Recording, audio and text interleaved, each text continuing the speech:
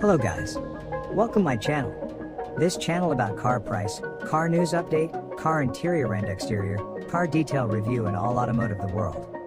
Please subscribe this channel, like and comment. Thanks you.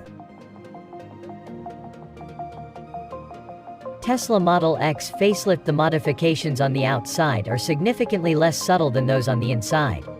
Minor visual changes will be made to the 2023 Tesla Model X. The front fascia has been modified somewhat, and black external accents will replace current chrome elements. New rims are now available.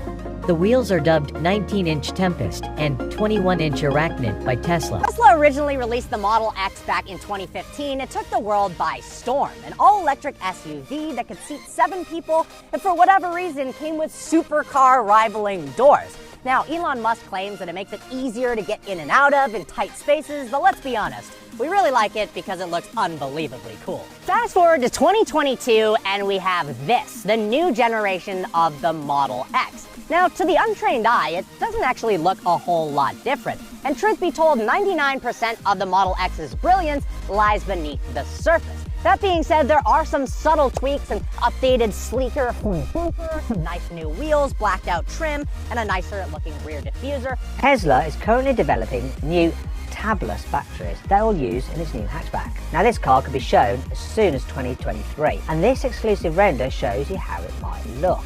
It'll be Tesla's cheapest car too, so you might be able to get one for about £18,000. That's less than a Volkswagen Golf costs. Doing this means you need less metal to support the weight of the battery, which makes the whole car lighter. So when you combine the extra energy stored in these batteries with Tesla's new lightweight design, you could be looking at a new SUV with more than 500 miles of range. And should be able to do 0 to 60 miles an hour in 3.5 seconds, and Plaid models might sneak closer to 2 seconds flat. That'd make it quicker than most supercars.